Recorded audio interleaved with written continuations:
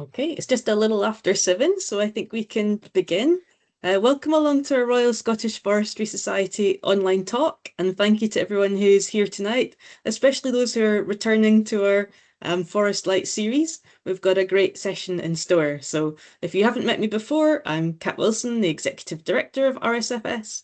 And if you'd like to find out any more about what we do and future events you can join us at, please just check our website. In terms of the format for this evening, we aim for these to be relatively informal events, so if a question comes to you whilst our guests are chatting, please type it in the chat box or wait until the end and we'll have time for a question and answer session. So we've got a bit of an unusual topic for tonight. It's an interdisciplinary crossover of arts meeting science. And we have not one, not two, but 3 guest speakers tonight. So we've got Professor of Drama Dee Heddon of the University of Glasgow, Research Associate Dr. Rachel Clive, also of the University of Glasgow, and Dr. David Edwards, who's a Research Impact Coordinator at Forest Research.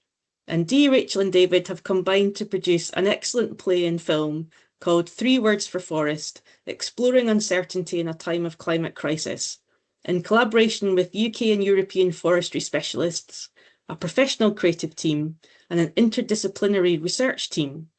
The play is part of the Future of UK Treescapes programme and its New Leaf project, which explores how trees adapt to climate change and the role of humans in that process. So the play and film raises a number of timely themes such as interdisciplinarity, risk, time and relationships. And hopefully you've all had a chance to already watch the recording of the play, but if not, we'll signpost that for you at the end. But for now, it's a chance to hear some reflections from the play's creators. So thanks so much for joining us, Dee, David and Rachel. And Dee, perhaps I could start with you and just take us to the very beginning. I wondered if you could talk a little about the genesis of this project and how the 3 of you became involved. Did you know what you wanted to create from the outset? Great. Thanks so much, Kat. And it's brilliant to join you this evening, along with David and Rachel, to talk about 3 Words for Forest. I really appreciate that opportunity and the sharing of the film of the play with Royal Scottish Forestry Society members. So we're grateful to that. I mean, it's an interesting question because I am an academic. So that means that I do research, and often that research comes from a place of, I guess, a sort of crossover between personal interest and acknowledgement of, I guess, wider social, cultural, political, even economic questions. I think it's probably quite hard now to be an academic researcher without locating one's research within a wider context than your own personal obsessions. But on saying that, I do have a personal obsession, and I've had it for 20 years. And that is that I've been trying to write a book about forests and performance, because forests appear in many, many performances. And the most obvious ones that we think of course, are Shakespeare. So Shakespeare's forests are everywhere across his output, really. But actually, forests appear in a lot of plays, and there's a bit of an autobiographical genesis here, which is that my dad was a forester, actually with the Forestry Commission. I said to him tonight that I was going to be doing this question and answer with the Royal Scottish Forestry Society, and he said, "Oh, do tell folk that I got my forestry certificate from the Royal Scottish Forestry Society back in the 60s when he was at forestry training school out at Fascally." And so I think this is like, I've been in the forests as a child, growing up in the Forestry Commission, and I think that's a deep-rooted sort of appreciation, love for forests, whatever type of forests they are. And that sent me on this crazy idea of trying to write a book about forests and performance. And as I say, it's been 20 years in the process and I've not published it. I've not finished it yet. So it's kind of like a slow growing forest in itself. Whilst that's been happening, the UK Research Council put out a sort of early notice of a big funding scheme that they were going to run around UK treescapes of the future. And I saw that and I thought, well, you've been thinking about forests and performance for an awful long time. You should really be trying to be part of that big scheme, bringing arts practice and arts thinking to that, big national UK interdisciplinary call. And that brought me into a room in the way these things do, rather, like chance, accident, serendipity. opportunism brought me into a room with David Edwards and Stephen Cavers. David's here this evening, but Stephen is a researcher at UK Centre for Ecology and Hydrology, a geneticist. And what had been happening when this call came out about this new funding is lots of sort of little groups of people were getting together and talking about what they could do. And I met with David and Stephen and another colleague called Chris Fremantle, who also works in the arts and environmentalism. And I simply said, without much thought, oh, I could do a verbatim play around some of the themes that you're exploring.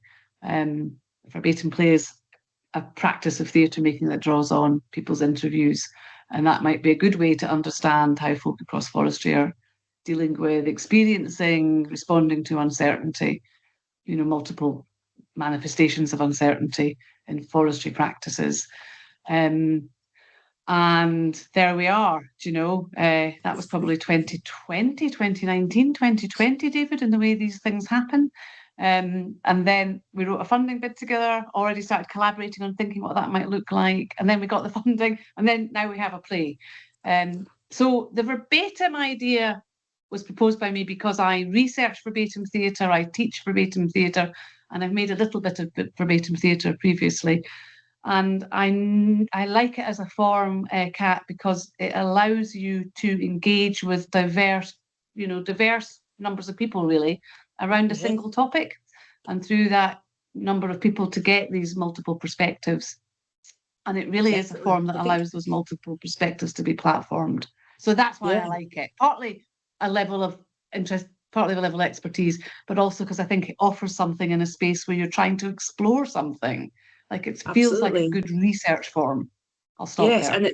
And it definitely contained a wide range of voices, and for me the diversity of the community and the strengths and challenges that this presents was one of the themes of the play. So perhaps I can ask Rachel, how did you decide who to approach to be one of these groups of voices that formed the nucleus of the play? Oh, it's a great question. So I was brought on to kind of lead on the actual creation of the play because Dee, with all her incredible expertise in history, was also a very busy professor heading up the theatre school. So she didn't have time to do it all herself.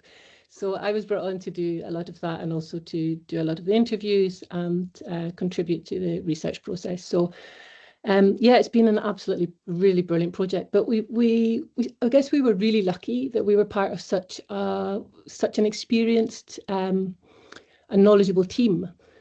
From Forest Research and also from the UKCH and other partners too. So we were able to initially draw on some of their vast knowledge and contacts and resources to approach people to interview. We also, Dee's shared her own personal history. I've got my own personal history with forestry and trees. And so we also drew on our own contacts to a small degree to start ourselves off.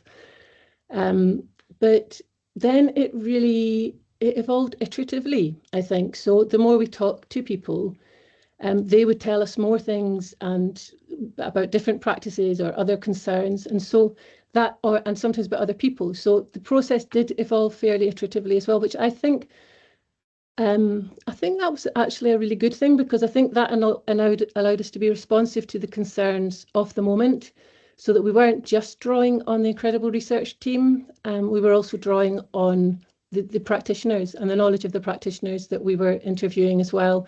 And I actually think that made it possibly a kind of a rich and multi-layered process. And we also, during the interview process, whenever it was possible, we also went to the people's places of work to interview them, to kind of give us a better sense of where they were coming from. And I think that was also helpful in terms of understanding the variety of practices, and also asking questions that might take you to new possibilities with people, if that makes sense.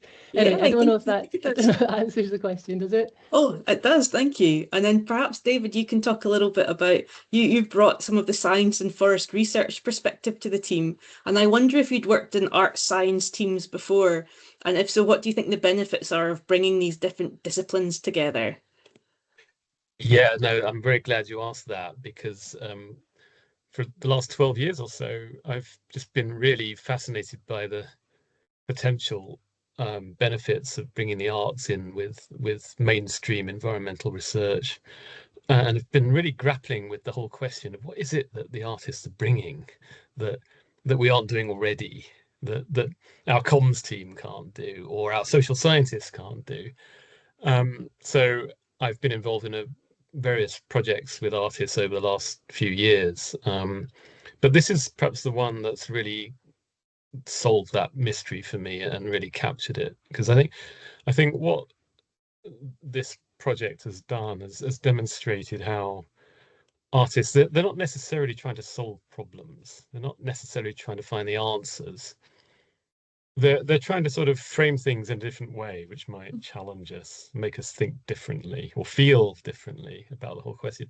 And for researchers, that often might make us rethink our research questions or reframe them, or realize we have problems we didn't know we had. So it's been a fascinating process over the last 4-5 years with Dee and Rachel and others, not just in terms of developing the play, but also in terms of what they've brought to the whole team, the research team.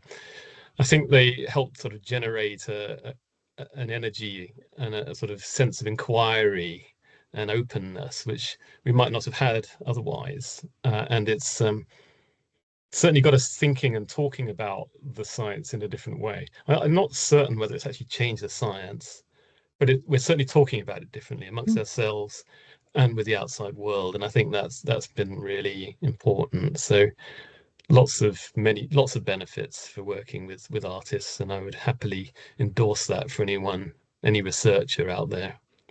Fantastic. David, let me share a quote with you from the play and film that I captured on the topic, I think, of interdisciplinarity. And the quote is, "How do we communicate what we find in our research in a way that's useful to people who are actually managing the trees?" So I wonder, David, can I ask you to talk a little bit about what you think the sector could do better in terms of joining up the communication between researchers, policymakers, and those who are managing the trees? That's a super question, and it goes straight to my job description. So I'm very happy to tackle that one. As a research impact coordinator, it's my job to try to improve our engagement with the outside world. And I think the answer there is we've all got a responsibility. That means researchers, policymakers, practitioners. We all need to play our part. And I think from the point of view of researchers, it's worth starting by saying, in forest research anyway, we already have a massive impact. We have a huge impact. That's undeniable. But we can do better.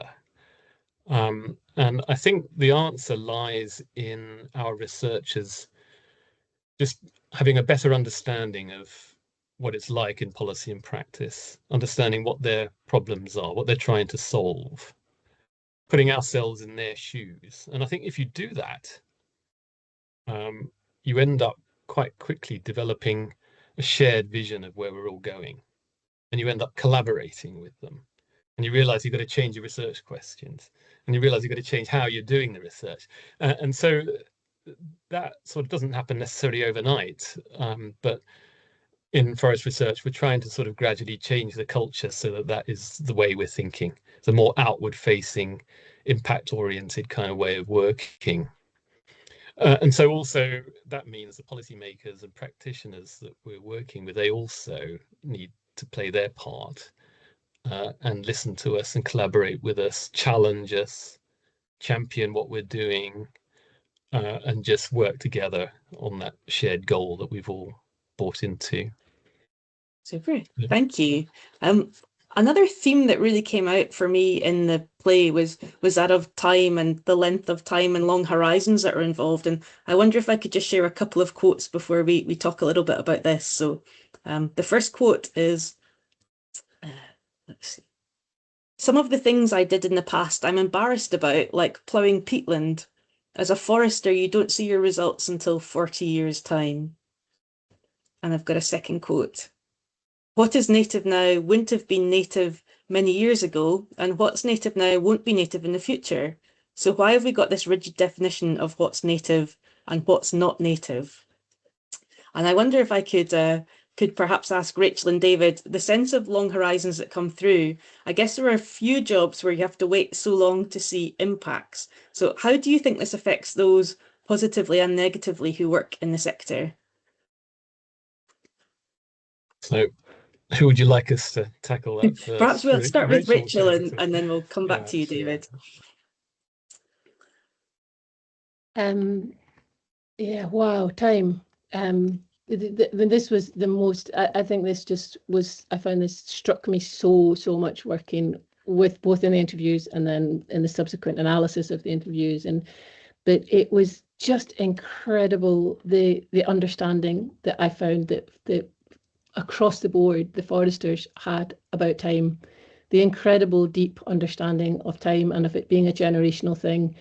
It really blew me away. I'm still kind of actually processing it all and kind of thinking about it, and thinking about it in different ways now. It really struck me, the incredible understanding. I think it's an unusual human understanding, and I think it comes from working so closely with trees for a long time, that you just become aware that of time in a different way. And of the kind of the generational aspects of it. So yeah, I found it really inspiring. And in the actual creative process, part of the process, was really blessed to be working with a fantastic musician and composer, Simone Seals, who is also really interested in time. And that was one of the reasons that they were actually interested in collaborating with the project, was because when I met with them, we had a big conversation about time and about deep time and about different understandings of time. And I was sharing with them the incredible understandings that have been shared with me from foresters and how inspiring I'd found it. And Simone was excited about working with that musically. They'd done some really beautiful piece of work on deep time and ancestral time. And so they really played with that in the composition. And there's a small timepiece, we called it, that's in the play. That quote you shared is a part of the one about making mistakes in the past. Kind of it's around that one and about different understandings of time. But yeah, it was a really I was just really amazed by the understandings, actually, and it was a joy to work with those creatively. So I don't know if I can talk about the impacts in a kind of more forestry sense, but I'm sure David can. Yeah, do come in, David. Did you have anything to add there? Well, I think the thing about time is, these days at least, it's so bound up with risks and uncertainty, isn't it? Especially with climate change. We're looking ahead to a time when we just don't know what's going to happen. And I mean, maybe that was always the case. Maybe foresters have always sort of associated forestry and the long-term nature of forestry with risks and uncertainty, because you don't know what will happen to your crop, whether it will burn down or whatever. But I think the thing there is, it really depends on who you are in the sector. It's quite hard to generalize. I think, there are a lot of operational foresters out there who are just following the rules. They're following standard practice. They're doing clear fell and restock of Sitka in line with what their company is expecting of them, in line with UK forestry standard, in line with all the regulations. And there's not a great deal necessarily not a great deal of decision making or reflection on what's going on, perhaps. I don't know, maybe I'm doing a disservice, but I'm sure that is the case for some people. But that's contrasted, I think, with, for example, large traditional estates, where the forestry there is really long term. Often, they're looking back over the centuries, over the time that they've been stewards of that land, and looking forward to their grandchildren, and have a very long-term perspective, and are able to sort of do the financial appraisals in a different way. It's more about the kind of cash flow in any one year, rather than discounting from 40 years in the future. So it depends. And then there's the public as well, of course, because the general public who visit our forests, I mean, I'm one of them, as we all are, I'm sure, will often see forests and woodlands as these kind of timeless, stable entities, and they're symbols of stability and continuity. And I think that's why a lot of us are fascinated and attracted by them. And that brings the problem that they don't want anything to change and they don't want anything felled. You hear this statistic that's been sort of promoted at the moment in conferences that 41% of the UK population think that no trees should be felled, even if they're going to be replanted, which is a rather frightening statistic if you're interested in trying to develop a productive woodland culture. So it depends on your point of view. Yeah, definitely. And you mentioned there the concept of risk and uncertainty, which I think definitely came through in the play. And let me share another quote or two from that. So yeah, the big step for woodland managers is to internalize, and it's not a very comfortable thing, but to internalize this understanding that we don't know. Dee, I wonder if I can come back to you on this one and ask you, in terms of the risk and uncertainty, how do we prioritize research into all the things we don't know? And then we'll ask David to come with a scientific perspective on that as well. Yeah, I mean, it's really tricky question, isn't it? Because again, I suppose it depends on the context. And, a very sort of simple answer from my perspective is that and it will be the same for many organizations. Whatever research you do, really, it has to be funded.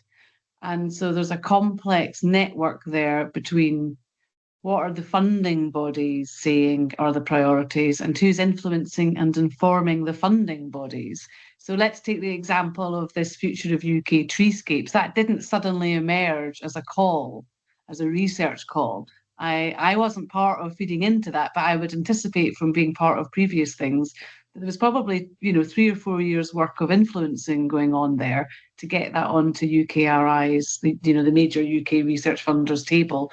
And then the UKRI would also have been working with DEFRA and Forest Research. So it itself is a quite complex ecology around, who decides what is a priority. And that will be at a governmental level too. Like, how is that connecting with government aims and agendas? And this one, is about reaching a certain target quota of afforestation across the UK by a certain date. Very, very data statistical driven, actually, in a quantitative way, rather than, a sort of, I guess, the sort of arts and humanities philosophical thinking. It's about getting more trees on the ground across the UK in terms of carbon zero desires, I guess. So the actual question of what to prioritise is actually beyond me at that meta level. For me personally, as a researcher, I guess I prioritise what feels meaningful and important to me. And that isn't exempted, or, it's not like beyond or outside of that wider picture. But I think, you probably don't do, maybe this is a privileged position because I work in a university. I'm not a civil servant, but, I think I would probably do poor research if it was research that was simply instrumentalized by getting funding to do it. So I am driven by the research that I think is meaningful, and then hopefully secure the funding for that. I see the order. Yep, David, what do you think? Well, I can give a perspective from forest research, and it's quite timely because right now we're going through the process of negotiating with the sector on what we should be doing for the next 5 years with our core funding. So that's a pot of about £9 million a year, about 1/3 of our total budget. And there's a big exercise there involving engagement with the policy teams in England, Scotland and Wales and in DEFRA, all of whom are being asked to assemble their views on what we should be doing. And meanwhile, internally, we've done a similar exercise to assemble what we think we should be doing. And very soon, in the next week or two, we're going to bring the whole lot together and hopefully resolve it all and identify what our priorities should be for the next 5 years. So it's a massive exercise, and it partly helps shape what we do, but it also partly helps sort of reassure the sector that we are listening and taking notice and responding to their priorities. It's really difficult because there's like 400 different projects that are live at any one time in forest research. It's it's very hard for any external or even internally, it's very hard for anyone to get a good overview of all of it and make a balanced judgment on what we should and shouldn't be doing. But that's the challenge that we're all grappling with at the moment. Indeed. One or two folk in the audience here, I think, know that quite well from their previous I'm roles. sure it resonates. One of the quotes from the film was around we're going to have to make some mistakes, because if we're not making mistakes, then we're not trying enough. And I wonder, David, in your consultation with representatives of the sector, did you form any opinions about how open we are to sharing mistakes and learning from them? Like, how would you describe our cultural position towards risk and uncertainty? Oh gosh, yeah, that's an interesting one. I think again, it probably depends on where you are in a sector. Yeah, risk and uncertainty. I mean, it relates to what I was saying earlier. I think there are real forces at work which make people risk averse, I think, in forestry and probably anywhere. But in forestry, the fact is that Sitka spruce on a clear fell restock system has been incredibly successful and it is a very, very productive tree that grows really well. And the economics is stacked against anything else. So, not everywhere, but for the most part. So it's very difficult to sort of encourage or expect others to diversify and to try out new practices and experiment. And again, there's one or two in the audience here who know all about that. And I think one way in which that might be eased is if we sort of start working together. So I've got a kind of vision, and I don't know whether it's realistic, but it's the possibility that land managers can help us do research and they can experiment and try things out. And certainly lots of them are. But if we can join up with them so that we're helping them do what they do, provide some protocols so it's done in a scientific way, and link them up with each other, then you start developing a network, a kind of adaptive management network, and encourage different people to try different things. So they might try different species on their sites, and we can see how they perform over time. Or they might try some local provenances and compare that with some from Europe and compare that with natural regeneration in a kind of portfolio approach. So that's the kind of broad vision which I'd love to try and encourage, which will help us all be creative, but in a way that helps the whole sector and reduces the risks. So that you don't have to wait 20, 30 years for research to come up with the answers. That's the point. Absolutely. And I've got a quote that sort of speaks to that. It says, "We know that there are a lot of species that are untested, that have got great potential, and probably we should be planting more of." And I wonder if this segues, Rachel, if I can ask you, in the play and film, you included international voices as well as UK ones, and you shared stories about catastrophe stands and the pitfall of single species planting. How important was it for you to include insights from foresters outside of the UK in the play and film? Thank you. I'm still thinking about what David was saying there. That sounds so interesting, and it sounds like a brilliant way forward. But yes, the different voices from international voices. Yeah, that was important to us, and for a variety of reasons, actually. Not least because some of the themes that kept recurring throughout the process were things like assisted migration, climate matching, genetic international understandings and research into genetic adaptation, also climate justice. So these kinds of things that were occurring throughout the interview process, and also throughout the research process, some of the research processes preceded the interviewing process. I think and also the questions of biosecurity, and things like quotes like one researcher on the team said, trees don't know any national boundaries. they don't know national boundaries.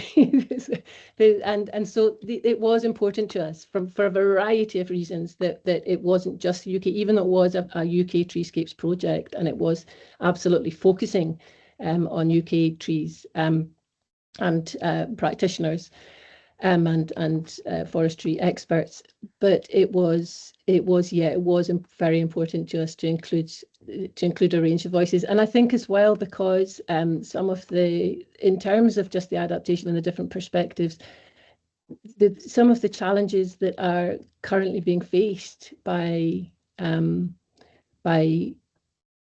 people in countries that are experiencing more drought than we are yet, for example, and more flooding in cases too. But it's kind of felt really valuable to share their perspectives as they're having them as well. And also things like Brexit came up. I think that one managed to get into the play, but you know how that's kind of changing practices as well. But there was so much that didn't get into the play, you see. That's the thing as well. And there was so much knowledge and experience and interesting insights, and that never even managed to get in because we were working to just 1 hour.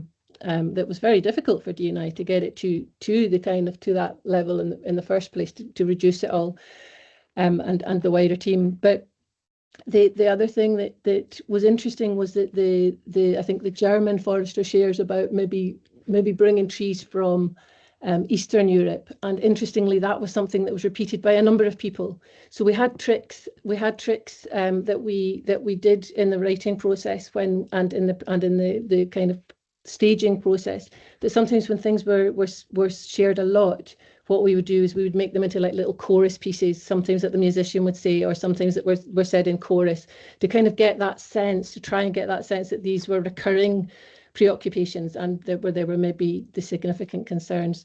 But I'm waffling, I'm going off topic a bit, sorry. No. And I thought a real sense of commonality also came through in terms of when people were describing their own relationships with nature and trees and forests. And I wonder if we can just talk a little bit about the relationships just now. And I have a quote here. One person shared that they thought that I'm an ambassador, making sure that their best interests are preserved, there being the forests, an influencer, I suppose. And I wonder if I can ask, what are your own relationships with forests? And if you had to choose 3 words to describe a forest, which 3 words would you choose? Dee, perhaps we can start with you on this one. Yeah, and I sort of jumped to that, didn't I, at the beginning, by intimating a sort of deep autobiographical connection with forests, just through, living in a forestry village, I guess, or close to a forestry village. And I would say that the forests that I grew up with were all Sitka spruce and plantation forests, and I genuinely didn't know that there were other forests. I just thought that was the forest, so I never had a problem with them. I never had a problem with them. It just were the forests I grew up with, and we didn't really move around very much. We moved, with my dad's job to other parts of rural Scotland, but I didn't really see very many other species there. And I still have a deep attraction to forests. But what I suppose I would say is, what's brilliant about this project is I've learned so much.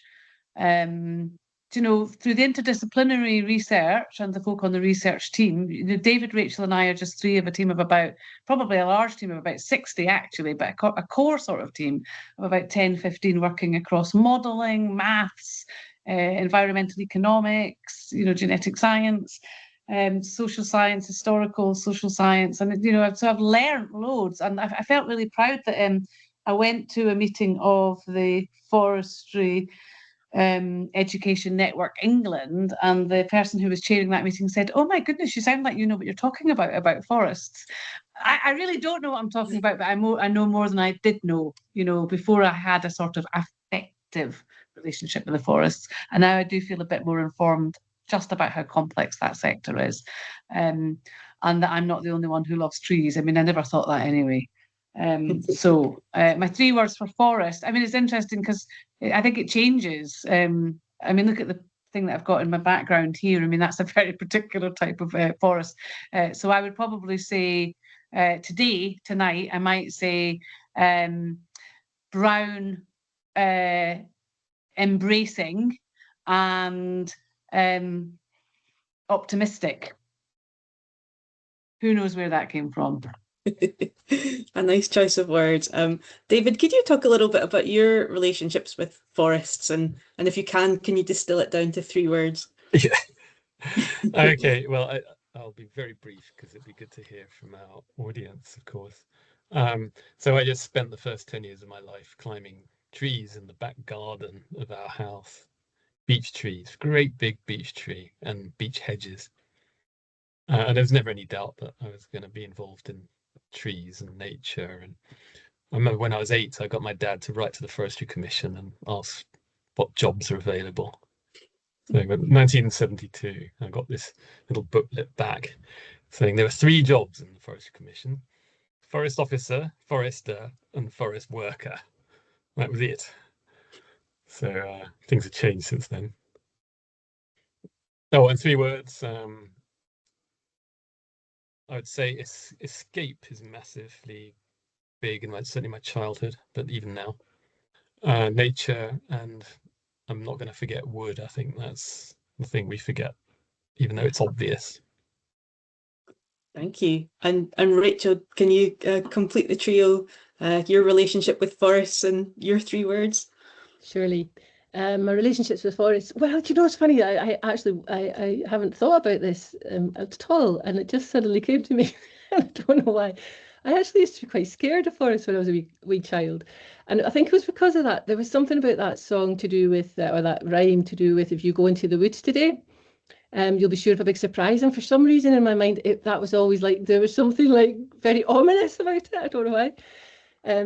So yeah, I've just completely forgot about that. But actually, I have always, I really, I have a great love of all kinds of landscapes, including forests. And I seem to always end up with people that work with trees in my personal life. And I have, for the last 8 years or so, I've been working myself on a bit of wooded land, forestry land.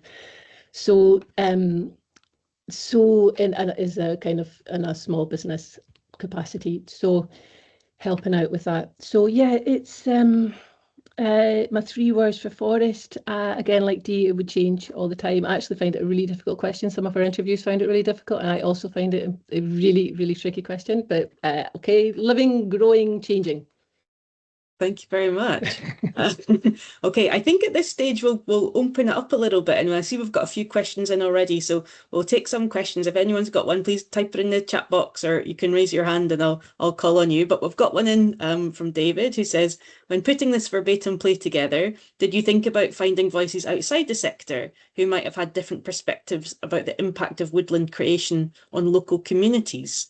Was that something that you thought about? I guess this would be Dee or Rachel.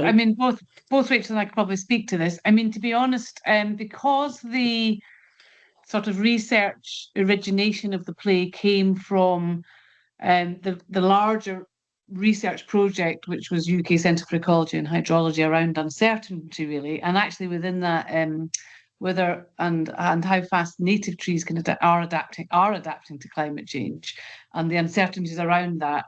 Really, our focus from the outset was on how is the sector dealing with uncertainty. So there's that sort of comes back to that question of what do you prioritise, and in a different context with a different set of people, I guess, the different overarching research question, I think it would have been, really, and I'm not saying it isn't important actually to have consulted other communities than those working in the sector. It's just that isn't what our sort of research rubric was.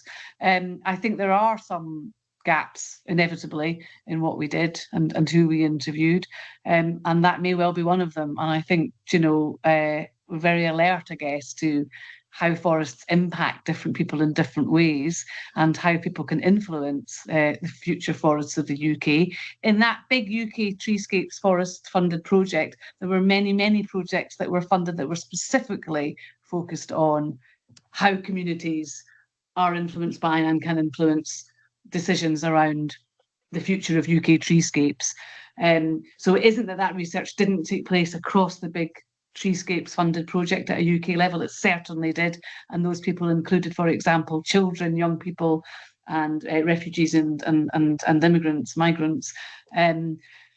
just that wasn't the focus of our project. There are community foresters who then, I guess, speak in some senses for that relationship with communities, both rural and urban, but not the direct communities themselves. Rachel, is there anything you wanted to add there? It's a great question, though. Thank you. It is a great question. I would just, agree with what you were saying, Dee, but I think also although they didn't inform the creation of the play, it has been very important to us to take the play and the film of the play back to the communities, the wider communities of the people that informed it. So we have been having those conversations. It's just that they didn't inform the actual the play itself. And we've also been taking the play to a number of other communities and working with it in quite a sometimes in quite a deep way, to kind of explore some of the questions that are coming through. And also, I think one of the things that we discovered through sharing it, first the play and then the film of the play, was just how little knowledge most people in the community have about forestry and about even urban community forestry or the rural community forestry, that there's actually not the people doing it, but in the wider communities, that there's a gap of knowledge. And I think that the play has actually been quite useful in terms of going some way to filling that gap in the chances we've had to share it with people. So yeah, I think that would be a slightly different play though as well, because what Three Words for Forestry is doing, it really is sharing the understandings of the people who are working with the trees the most closely, rather than the people who are affected by the work of the trees. But we are exploring how the effect of that through subsequent events. I mean, we used it with a community did a residency with a community that's just embarking on a tree planting project, and so there are these questions. Really, it's a great question, but the questions are coming up, and so we are having those conversations. And our hope is that by sharing the play, we're going to be sharing it in a website. And as well as some resources that go along with it, that it can continue to be a resource that's used for people for diverse different purposes. But yeah, it would be an interesting play, that one, actually. I think it would be a slightly different one though.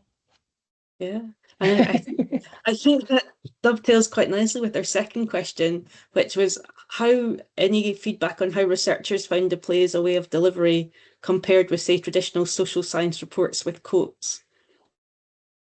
Yeah, no, that's a very good question. That is very good. I mean, right from the start, it was clear that the aim wasn't to do a kind of science communications piece. And yet there were people in our team, and even myself quite often occasionally thought it would be nice if we did that, because we were grappling in our project with a very complicated issue around whether trees can adapt fast enough to climate change, and whether that means we can work with nature's natural processes, or whether we have to intervene and source material from further south, for example. So there was often there were calls from within our team for just simply stating the different points of view nice and clearly, so that everyone can understand them and debate them. But that really wasn't the point. And I think what we've come up with is something obviously much more creative and thought-provoking, that gets you feeling and thinking about things differently. So, in terms of delivery, I don't think you can't really compare them, because you're really comparing different things. It's trying to do something different. Mm-hmm. And I think it did so really well. I would just add that the feedback that we've had in different contexts from social scientists beyond the research team has been really positive. So I did an event in person at the James Hutton Institute last week up in Aberdeen, and there were quite a few social scientists at that. And I think they felt that it just does something different with the data. Like, it does something different with the data, and you encounter the data differently, I guess. And probably to say, do you remember, David, when we were coming up with the questions as an interdisciplinary team, like what questions would we ask? the interviewees. Like even that discussion, because it was across arts, humanities and social sciences, even that changed the types of questions that you might pose. So, you know, the question, you know, what's the first 3 words that come into your head when you say the word forest, may not have come up in a social science team asking questions. But we knew that we were having to make a play, and that already prompts a certain different way of sort of, I guess, relational inquiry with the interviewees. That tries to get into a bit more, I guess, the people, the emotional, the 360-degree person around that, the autobiographical included within that. And, you know, you asked us, you know, our relationship with forestry, and that's a question that we asked others, of course. So I think even that changed the methodology, which then changed what the interviews said, you know, what the interviewees said. But I would say there's a little risk that some social scientists might think we're just presenting a social science method in a theatrical way. But I think it's much deeper than that, the sort of changes that happen across both disciplines there, maybe. Just if there's time, just to quickly add to that, I think if a social scientist was addressing the problems we're tackling, I think they would attempt to come up with a perspective or an analysis. You know, they would look at everyone's points of view in context and bring it all together and evaluate the different points of view, context, and even say that some views are right and some are wrong. Insofar as that's possible, and given all the uncertainty around everything. Whereas that wasn't what Rachel and Dee were trying to do. It was more like presenting the various perspectives as a starting point for discussion. And it was very important, as we're doing right now, to use the play as a sort of launch pad to get people to think and talk.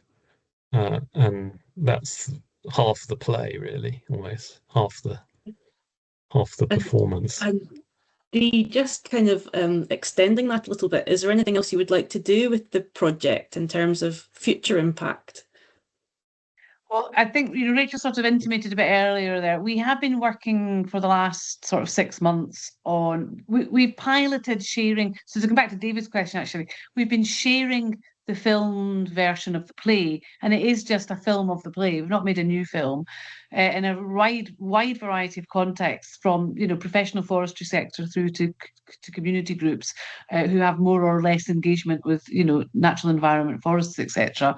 And it's pretty much, you know, landed positively across that range of contexts for different reasons, and has functioned as a catalyst in all of those contexts.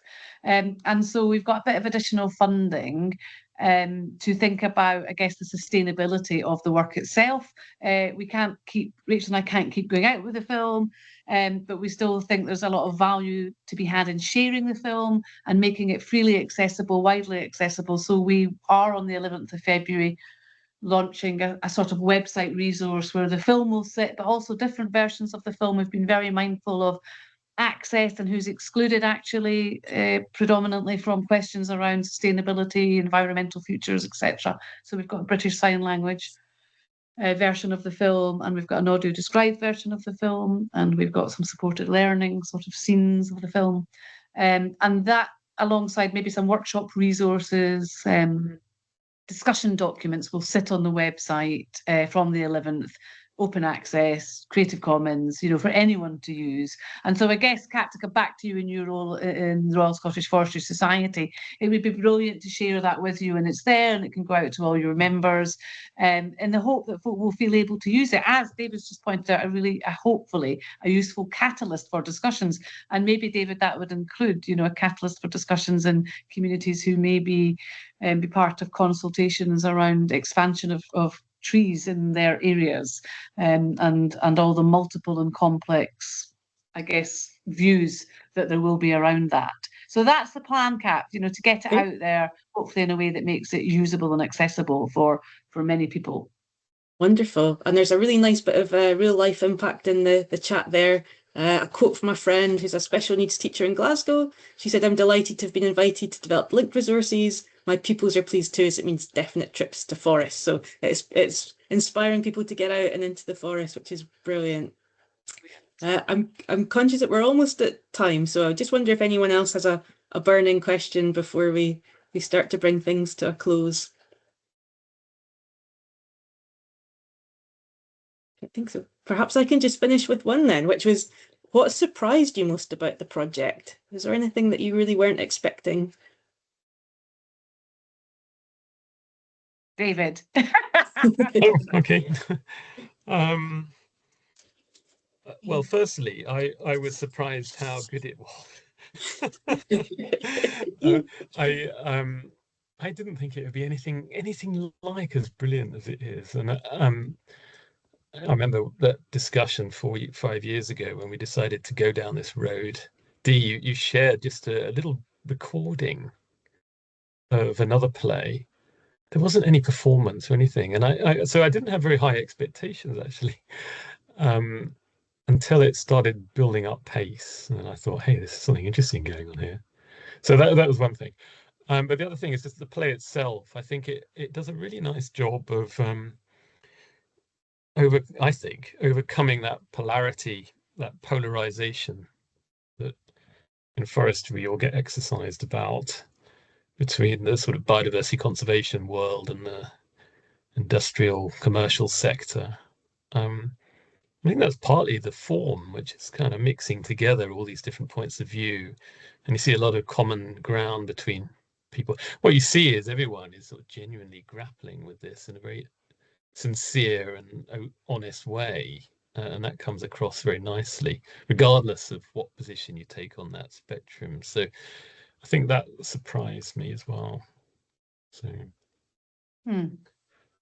I think I've been surprised by lots of things, but I've been surprised in sharing it, to come back to it, just about like how little many people know about forests, and the challenges facing them. That's been a bit of a surprise, I suppose. I don't know why. I've been, I guess, this has come up quite a bit. I guess I've been surprised within that also, actually, about coming back to the careers thing that David talked about, actually, that there still seems to be a bit of a lack of knowledge around the career pathways that young people could follow in forestry. So there feels like there's a job of work to be done there, despite all the multiple resources across multiple organisations signposting that. And thirdly, I think the biggest surprise has been just how positive the response has been to the play in different and across different contexts. That it speaks across that range. That's been a real surprise. I don't know, Rachel, over to you. Yeah, surprises.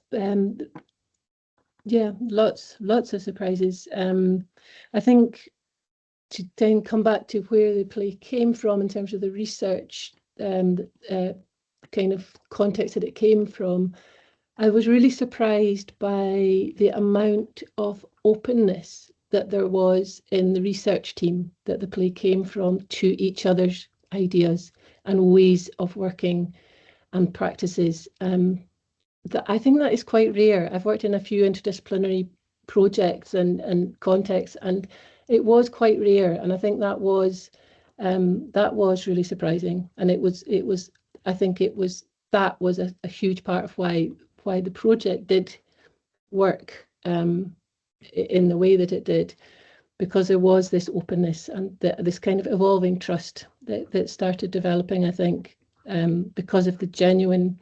It's quite tricky working across varied disciplines, and I think in one way, working across then the polarity within the forestry sector, I think in a way the kind of the differences in the ways of approaching it, we'd already kind of were looking at that, and then kind of coming to the actual forestry itself.